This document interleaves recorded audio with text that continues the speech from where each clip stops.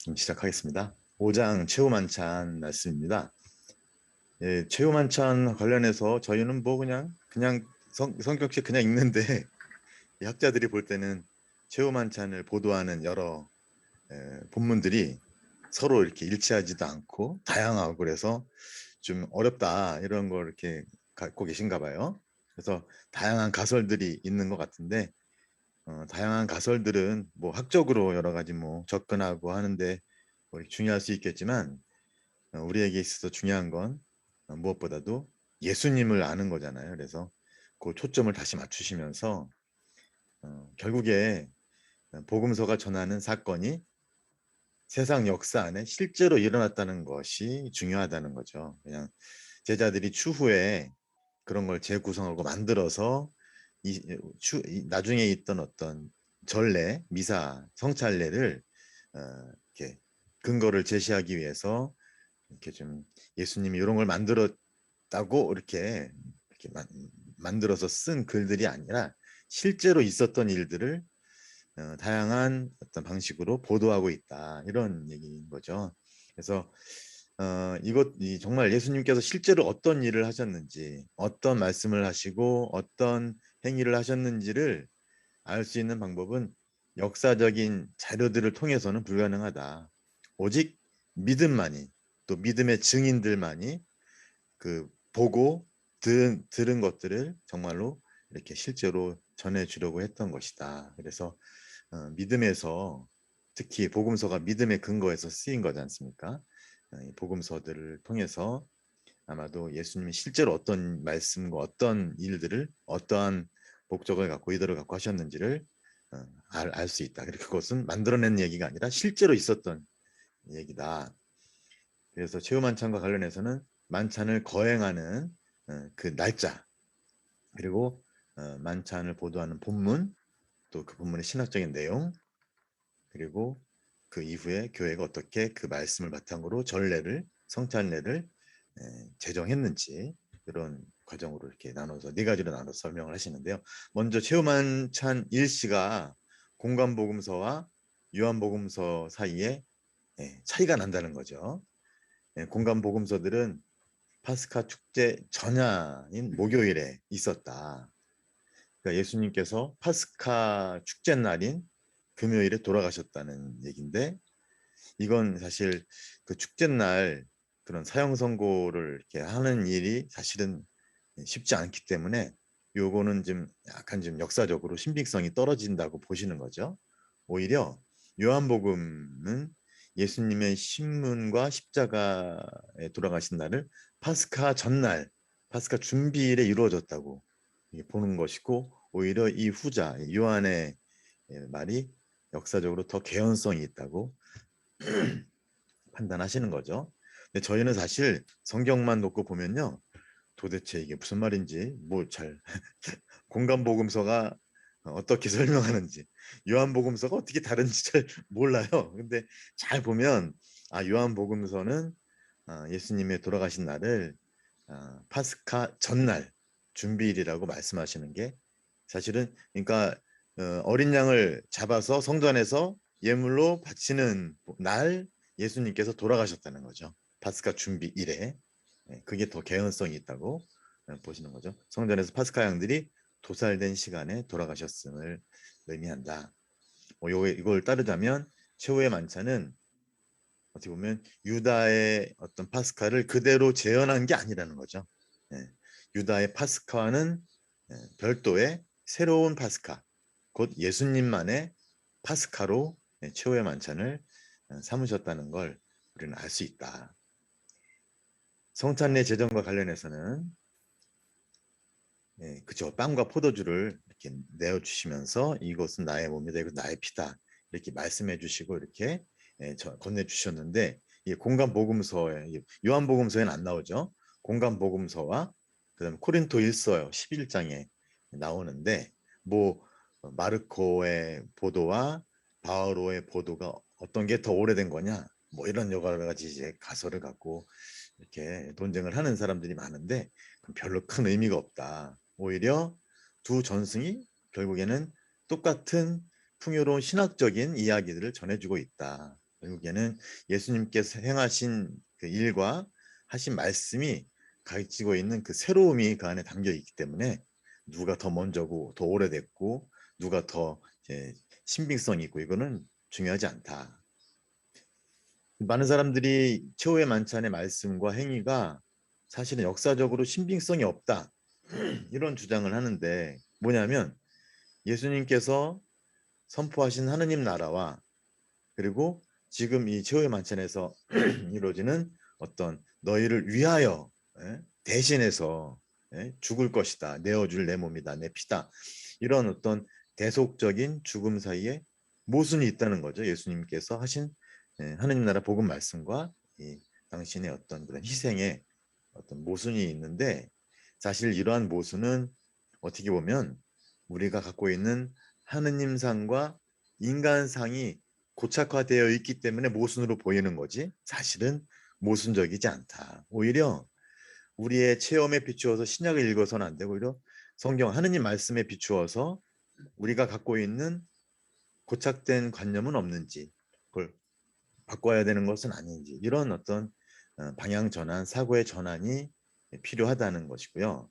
교황님께서는 그런 측면에서 이 사랑이라는 새로운 길, 이런 어떤 일관성 있는 흐름 안에서 어떻게 변화되어 가는지를 좀 이렇게 바라보는 것이 더 중요하다. 해서 그 과정에서 제일 중요했던 것은 바로 이스라엘 백성의 거부인 거죠. 거부. 그래서 예수님의 복음 선포가 조금씩 변화를 겪게 되는 것이고 그 안에서 경험하는 이스라엘 백성의 마음의 완고함.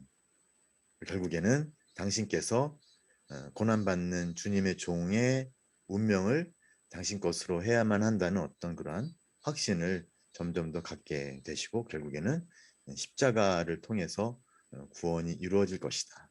결국에 모든 것이 다 일관성 있게 십자가의 상징 안에 아래 놓이게 되고 하느님 나라의 복음도 마찬가지. 결국에는 십자가를 통해서만 예수님의 하느님 나라 복음 선포를 깊이 있게 일관성 있게 이해할 수 있고 그렇기 때문에 하느님 나라의 기쁜 소식 선포와 십자가 죽음 사이에는 모순이 없다는 것이죠. 그렇게 봤을 때 많은 사람들이 예수님과는 별도로 성찬례가 추후에 공동체 안에서 생겨났다는 주장이 있는데 그것도 맞지 않는다. 성찬의 기원은 바로 예수님에게 있다. 실제로 예수님께서 행하신 행위와 말씀에 성체성사에 그 기원이 있다라고 말씀하시는 거고요. 자, 세 번째는 성찬례 제정 말씀 신학인데 네 개의 보도가 있다고 하는데요. 그 네 개의 보도가 예수님의 두 행위에 집중이 된다. 하나는 빵을 들어 축복과 감사의 기도를 바치신 것. 그리고 두 번째는 빵을 쪼개어 나누어 주신 것. 이게 루카복음에서도 성찬의 제정 그때만 있는 것이 아니라 나중에 보시면 엠마오로 가는 제자들의가 이제 집에 들어가서 예수님께서 하신 두 행위가 바로 이거 아닙니까? 빵을 들어 감사 기도를 올리신 다음에 그다음에 쪼개어 제자들에게 나누어 주셨을 때 그들의 눈이 열려서 그분을 알아보았다는 바로 그 두 가지 행위가 가장 핵심적인 행위라는 걸 말씀을 해주시고요. 특히 그런 몸에 대한 설명 이후에 잔에 대해서 좀 더 많은 관심을 기울이시는데 그 잔과 관련해서는 또 잔을 내어주시면서 하신 말씀에는 구약 성경의 세 본문이 엮여지는데 그건 어떤 전체 구원 역사가 여기에서 총망라되고 있다는 거에서 탈출기의 신하의 계약 체결의 어떤 장면, 예레미야서의 새로운 계약에 대한 약속, 그리고 이사야서의 고난받는 주님의 종, 이 이야기들이 바로 잔을 나누어 주시는 거에 이렇게 총망라되어 있다라는 것이죠. 그리고 이제 많은 일을 위해서 흘릴 피다라는 이 말씀에서 다양한 해석이 있죠. 그래서 많은 이는 이쪽 사람들 생각에는 모든 이다. 그래서 많은 일을 모든 일로 대치하려고 하는데 사실 대치할 수는 없다. 그래서 우리 성찬 이게 미사 성체 성사 그 이렇게 성변화 그 장면에서 어, 모든 일을 많은 일로 바꿨잖아요. 그게 교황청에서 모든 일을 사용하지 말고 예수님께서 실제로 사용하신 많은 이라는 표현을 사용해야 된다. 많은 이가 모든 인데라고 생각할 수 있지만 교황님이 보실 때는 이 성사적인 의미가 있다. 예수님은 실제로 모든 일을 위해서 바치셨지만 그 바치신 것을 정말로 성사의 효력으로 받아들일 수 있는 사람들은 전부가 아니라는 거죠. 그를 인정하고 수용하는 사람들에 한해서만 실제적인 효력, 이게 이제 인효성이라고 하잖아요. 사효성과 인효성, 성사는 그 자체로 효과가 있지만 그 성사의 은총을 실제로 받아들이는 것은 그 사람의 그런 어떤 사람의 그런 준비여에 달려 있다. 인효성이죠. 그런 면에서 이 많은 일을 이렇게 이해할 필요가 있다라는 말씀이죠. 네 번째는 이제 최후의 만찬이 이 그리스도 공동체 안에서 주일 아침에 성찬례로 이렇게 좀 수용되는 그런 과정을 말씀하시는데 너희는 이것을 기억하여 행하여라 이렇게 반복하라는 말씀인데 뭘 반복하느냐? 파스카 식사 그 자체를 반복하라는 것이 아니라 그분께서 행하신 빵의 쪼갰, 축복과 감사기도 그리고 그 빵과 포도주를 변화시키는 그분의 말씀을 반복하라는 것이죠. 이게 다 우리 미사 성제 안에 수용이 된 것이죠. 그래서 우리가 미사를 통해서 반복하는 것은 파스카 식사를 그냥 그대로 재현하는 것이 결코 아니다라는 것이고요. 이러한 핵심적인 본질적인 요소가 제의적인 형태로 형성이 된 것은 추후의 교회 공동체 안에서. 하지만 본질적인 요소들은 이미 예수님의 체험 만찬에서 실제로 행하셨다. 그리고 나서 나중에 이제 그 감사의 내용이 뭐냐 어떤 이런 질문을 던지면서 그것은 바로 하느님께서 들어주신 것에 대한 감사인데 아드님의 그런 애원을 또 바람을 기도를 아버지께서 들어주셔서 이제는 죽음을 이렇게 두려워하지 않고 이렇게 받아들일 수 있게 되었고 그리고 사실은 부활에 대한 약속을 아버지께서 들어주셨다는 것에 대한 그런 감사였다. 그러니까 이미 성취성사 때 그 감사에는 부활이 포함되어 있다는 거죠.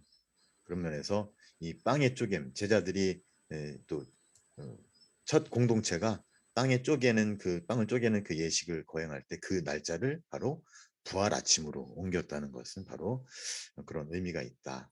성찬례는 사실 부활하신 분과의 만남의 의미다. 그냥 단순히 죽음만을 기억하고 기념하는 것이 아니라 이미 부활도 함께 그 안에서 거행하고 있다는 것은 오늘 우리가 거행하는 그 미사에 그 의미가 다 담겨 있는 것이죠. 자, 이제 6장으로 넘어가서 겟세마니에서 일어나는 일인데 겟세마니에서는 바로 올리브산으로 가는 그 여정 그리고 그 겟세마니에서 예수님의 기도 그리고 거기서 겪었던 예수님의 갈등과 번민 그리고 히브리서만이 전해지고 있는 예수님의 기도가 또 있다는 것이죠. 간단하게만 살펴보면 올리브산으로 올라가면서 시편 기도를 바치는데 그것은 바로 예수님께서 새로운 다윗이라는 것을 드러내주고 있는 것이고 그 다음에 예수님께서 세 가지 예언을 하시는데 목자가 해를 당할 것이다. 고난받는 주님의 종처럼. 그리고 양들은 흩어질 것이다. 그리고 그럼에도 불구하고 구원 약속이 이루어질 것이다. 이런 말씀을 해주신다는 거죠. 예수님의 기도 그와 관련해서는 5가지가 보도가 있는데 공간복음, 요한복음 그리고 히브리서가 전해지고 있는 것이죠.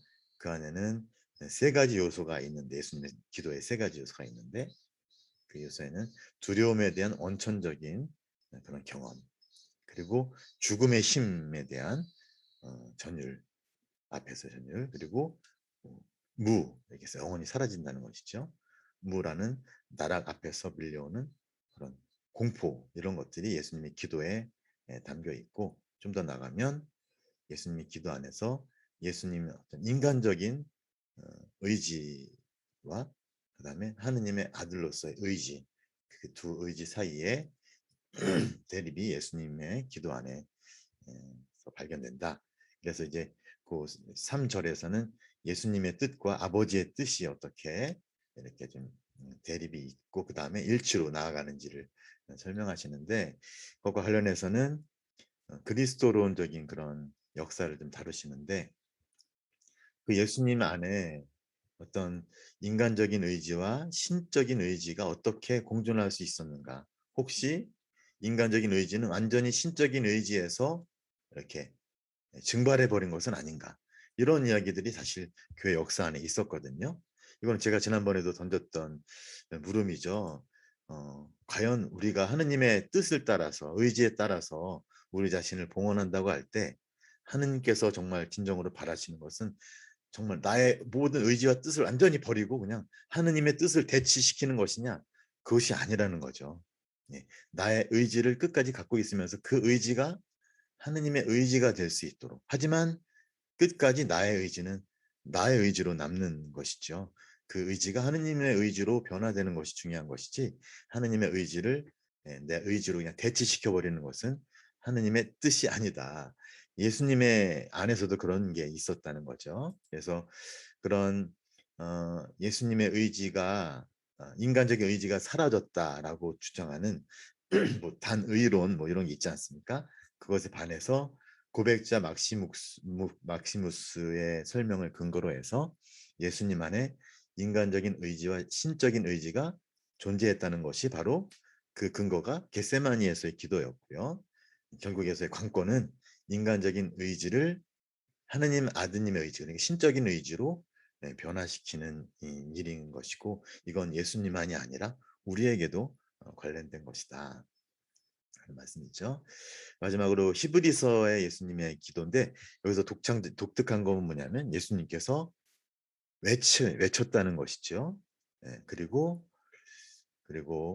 청원의 기도를 올렸다는 것인데 이게 히브리서에서 이제 독특하게 발견되는 것인데 이 히브리서야말로 예수님을 정말로 멜키세덱과 같은 영원한 대사제로 이제 제시하는 그런 서간인데 바로 그 대사제직이 어떤 것인지를 보여주는 것인데 그건 뭐냐? 바로 모든 인간들이 겪고 있는 그런 곤궁을 사제로서 아버지께 바치셨다는 것이죠. 그것이 바로 예수님의 외침과 청원으로 드러났다.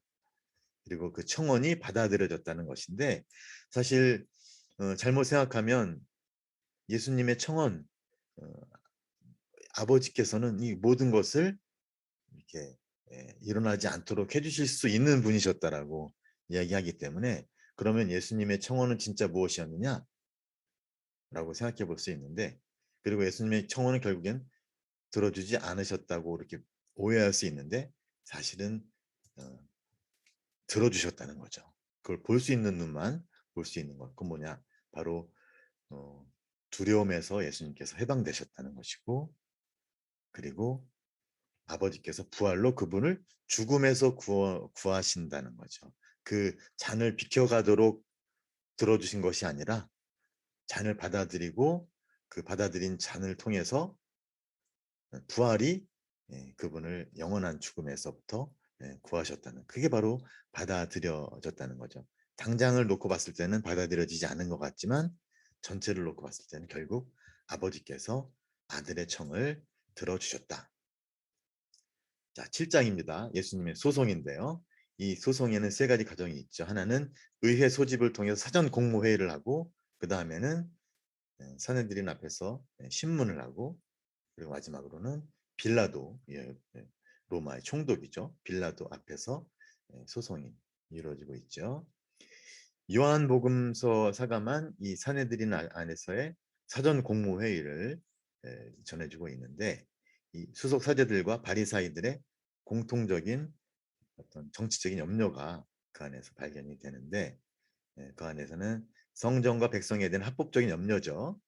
더불어서 그들이 누리고 있었던 어떤 권력이죠. 권력이 사실은 이게 유지될 수 있기 위해서는 예수님이 돌아가셔야만 했다는 그런 것이죠. 이어서 카야파에 대해서 얘기가 나오는데요. 카야파. 그때 당시 대사제인 거죠. 대사제가 한 사람이 죽는 것이 모든 사람이 죽는 것보다 낫지 않겠습니까? 라면서 예언을 하는데 그 예언은 사실은 구약의 예언을 대신한 어떤 눈먼 예언이 되었다는 것이죠. 거기에 바로 대속의 신비가 자리한다라고 하면서 이 저자는 교황님은 이 대속의 신비를 다시 한번 이렇게 다루시는데, 대속이야말로 모든 인류 안에서 대신 어떤 희생양이죠. 예, 그 어떤 문화에 가든 어떤 희생양을 통해서 그 민족들이나 그 집단의 평화를 이렇게 좀 도모하는 그런 것들이 있는데, 이것이 구약에도 발견이 되는 거죠. 그런데 구약에서는 그런 것들이 좀 고난받는 주님의 종이라는 어떤 그런 모습으로 발전된 형태로 들어가 있고, 바로 예수님에게서는 그런 인류 종교사와 구약의 전통이 예수님에게서 취해지는데 전혀 새로운 의미를 부여한다는 것이죠. 그건 뭐냐면, 대신 죽어서 남들을 그냥 살리고 당신은 죽는 어떤 그런 희생의 그 자체로만 끝나는 것이 아니라 흩어져 있는 하느님의 자녀들을 모으시기 위한 것이었다. 새로운 공동체를 형성하고 그리고 그들을 일치시키는 것이 바로 그 목적이었다는 것이 요한복음서를 통해서 우리들에게 전해지고 있다. 다음으로는 최고의회 앞에 예수님께서 서시게 되는데요. 이 최고의회 앞에서의 이 신문은 결국에는 로마 총독에게 넘기기 위해서 결정을 내리려고 하는 것인데, 여러 가지 이제 고발이 있었죠. 그런데 한편으로는 예수님의 어떤 성전에서의 상인을 내쫓는 예언적인 행위와 그것에 대한 예수님의 해석에 대해서 사람들이 고발을 하는데, 이거는 이제 헛된 시도로 끝나버리는데, 이제 중요한 건 두 번째 이제 고발, 바로 당신 자신을 메시아로 이렇게 제시하였다. 하느님과 똑같은 분으로 제시하였다는 것이 이제 문제가 돼서 결국에는 예수님께서는 메시아 칭호를 받아들이신 것으로 드러났고, 최고의 구성원들이 이것을 신성모독으로 여기면서 이제 고발을 당해서 로마 법정으로 끌려가게 되는 것이죠. 그러니까 먼저 유다인들 안에서의 어떤 최고의회 앞에서의 신문이 있었고, 그것을 통해서 자기네들이 사용을 할 수가 없으니까 로마 법정으로 다시 이렇게 좀 고발을 하게 되는 것이죠. 여기서 이제 요한복음사가만 예수님과 빌라도 사이의 대화를 전하고 있는데, 경님은 이 빌라도라는 인물을 먼저 다룬 다음에 그 소송의 그 내용을 지금 다루고 있는데, 그 소송의 내용을 잘 들여다보면 요한복음사가가 얼마나 그 핵심을 잘 파악하면서 이야기를 전해주고 있는지, 그렇기 때문에 공간복음서에 안 나타나고 요한복음서에만 나타난다고 해서 이것이 요한복음사가가 만들어낸 창작물이라고 얘기할 수 있지만 아니라는 거죠. 그 소송에 담겨 있는 핵심을 아주 잘 짚어서 전해주고 있는 내용으로 볼 수가 있죠. 그 안에는 왕권과 나라에 관한 질문, 그리고 진리에 관한 물음이 이어지는데, 이어서 빌라도에게 닥친 어떤 두려움을 지적하면서 이제 결국에는 빌라도가 그 두려움에 휩싸여서 두 가지 이제 실체가 있는데, 아무튼 그 두려움에 휩싸여서 결국에는 세 번의 단계를 거쳐서 군중에게 예수님을 내어주는 사형 선고를 하게 되는데, 첫 번째는 사실은 사면 후보로 예수님을 풀어주려고 했는데, 사실 그 풀어주려고 하는 자체도 이미 선고를 내린 다음에 풀어주는 것이죠. 그다음에 군사들에게 채찍질을 하게 한 건 역시도 사형 선고가 의미하는 바고요. 세 번째, 가시감을 씌운 것, 이것이 결국에는 사형 선고로 자연스럽게 이어지게 됩니다. 저는 이 부분을 읽으면서 저 나름대로 좀 정리를 간단하게 하자면, 최후만찬에서 사형 선고에 이르기까지 과정을 세밀하게 그려주고 있는데, 사실 겉으로만 드러나는 어떤 그런 사안들인데, 그것 안에 담겨 있는 신학적인 의미를 굉장히 많이 파악하고 제시하려고 하였다고 정리해 볼 수가 있고요. 특히 정치적인 사안으로만 머물 수 있었던 그 소송 안에 굉장히 중요한 물음들, 왕권, 왕국, 진리, 평화, 정의, 이러한 물음들이 연루되어 있었다는 것. 그리고 저는 여기서 겉으로는 예수님께서 순전히 수동적으로만 끌려가는 것과 같은 모습으로 받아들여질 수 있는데, 사실은 실제로는 예수님께서 주도하시는 그런 사건이었다는 그런 면에서 우연적으로 사고로 닥친 일이 아니라 모든 것 안에서 예수님께서는 당신의 길을 당신께 닥친 운명을 받아들이면서 능동적으로 그 길을 묵묵히 걸어가셨다는 거. 이게 이제 저에게는 좀 중요했고요. 그다음에 공생활 동안의 모든 말씀과 행적과 마지막에 있었던 일들이 모순된 것이 아니라 내적인 일관성을 갖고 있었다. 이걸 이제 교황님께서 잘 이렇게 지적하시면서 우리들에게 보여주셨고, 그래서 예수님의 모든 말씀과 행적을 좀 더 다른 눈으로 바라보게 했다는 거죠. 특히 순전히 어떤 좋은 사람, 어떤 현자, 지혜로운 사람, 어떤 지도자, 뭐 이런 식으로 예수님을 이해하려고 했던 그런 시도를 뛰어넘어서 이분이야말로 살아계신 하느님의 아드님, 구세주, 메시아셨다는 것이고, 그 메시아가 겪어야만 했던 그러한 어떤 최후가 잘 이렇게 드러나고 있다라고 설명을 해주고 계시죠. 저는 세 가지 정도 질문을 한번 만들어 봤는데요. 최후의 만찬의 핵심은 구약의 파스카를 재현하는 것, 뭐 대체하는 것만이 아니라 새로운 파스카, 곧 당신 자신을 우리를 위한 사랑의 선물, 영원한 생명으로 내어 주심이 그 안에 핵심의 내용이라는 것이죠.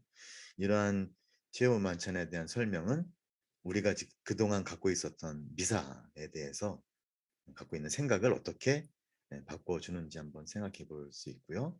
그다음에 예수님께서 겟세마니 동산에서 기도하셨고 번민과 두려움을 겪으셨는데 그러한 모습 우리들에게는 오늘 나에게는 어떻게 다가오는지, 또 예수님의 그 소송은 순전히 예수님만의 소송인지 아니면 오늘의 나와 연결된 관련된 것인지, 관련된다면 어떻게 관련되는지 한번 질문을 던져볼 수 있지 않을까라는 말씀을 드리면서 여기서 마치도록 하겠습니다.